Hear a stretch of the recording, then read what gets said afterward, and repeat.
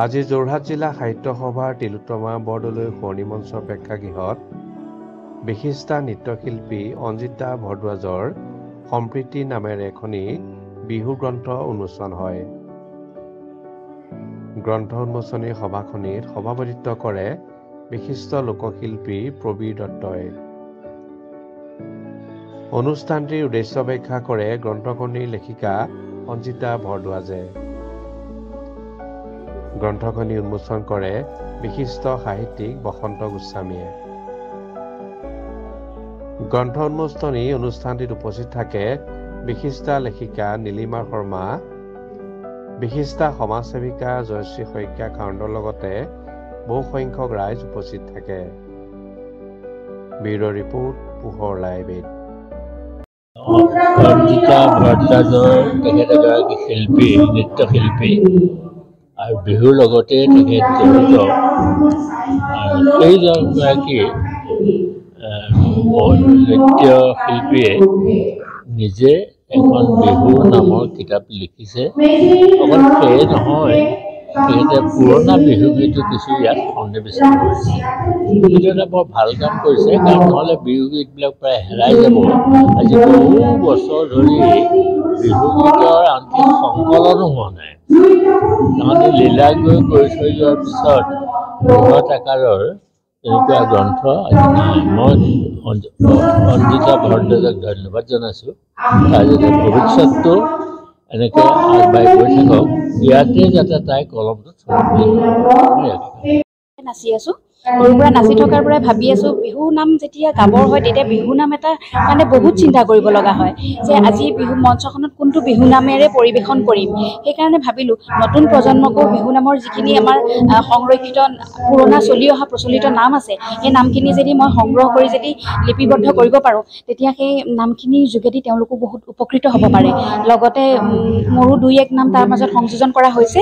তেনেদৰে মই সম্প্ৰীতি নামৰ এই বিহু নামৰ কিতাপখনি ৰাইজলৈ আগবঢ়াই দিলোঁ।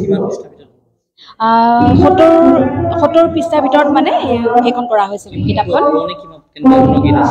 বহুত পুৰণি গীত, যিখিনি আমাৰ কৃষক সমাজত যেতিয়া ধান ৰুবলৈ গৈছিলে, দাৱনীয়ে ধান দাই আছিলে, তেনেকুৱা দিনৰ পৰা মানে সকলো অতীজৰ পৰা মানে পুৰণি যিমান নাম আছে স্বৰ্গদেউসকলৰ সেই সময়ৰ পৰাও গোটেইখিনি নাম মই যিমানখিনিলৈকে পাৰোঁ সিমানখিনিলৈকে সংগ্ৰহ কৰি যুগুতাই উলিয়াইছোঁ।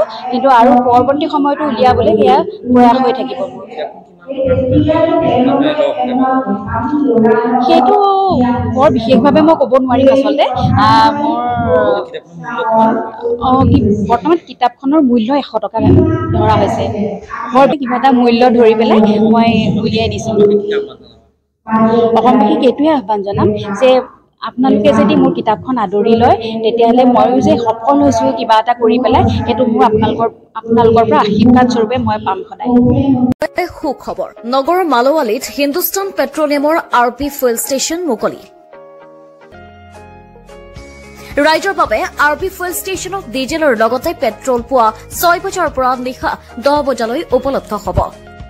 যোৰহাটবাসীৰ কাষত আপোনালোকৰ মৰমৰ RP ফুয়েল ষ্টেচন। ঠিকনা যোৰহাট মালোৱালী। অসম তথা যোৰহাটবাসীৰ বাবে এটি সুখবৰ। অসমৰ পৰ্যটন ক্ষেত্ৰখনৰ বাবেও এটি সুখবৰ। মুকলি হ'ল অত্যাধুনিক সা সুবিধাৰে ভৰা হোটেল কিংডম পেলেচ।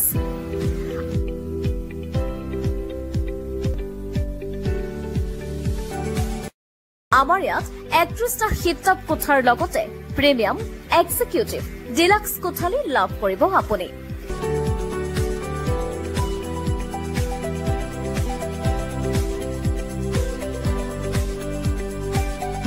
তৃপ্তিৰে এসাঁজ খাবৰ বাবে ভাৰতীয়, চাইনিজৰ লগতে বিভিন্ন সুস্বাদেৰে ভৰা আহাৰো উপলব্ধ।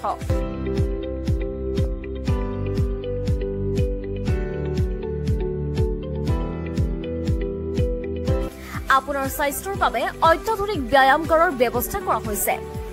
জন্মদিনৰ লগতে বিভিন্ন অনুষ্ঠান, সভা সমিতিৰ বাবে সভা কক্ষ, আপোনাৰ সন্তানৰ বাবে খেলা ধূলাৰ সুবিধা, মনোৰঞ্জনৰ ব্যৱস্থা, স্বাস্থ্যৰ জৰুৰীকালীন সময়ত চিকিৎসকৰ লগত পৰামৰ্শ, ২৪ ঘণ্টাই ৱাইফাই আৰু ইণ্টাৰনেট উপলব্ধ।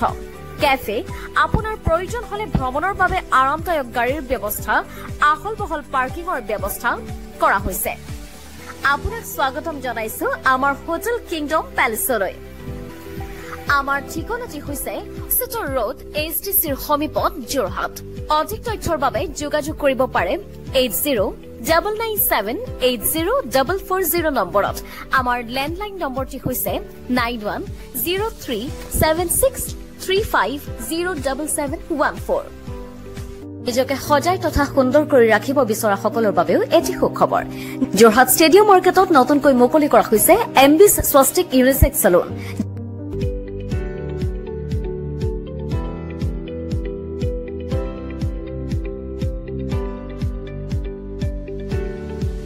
যিখন চেলুনত আপুনি কম পইচাতে বিভিন্ন সুন্দৰ সুবিধা লাভ কৰিব পাৰিব।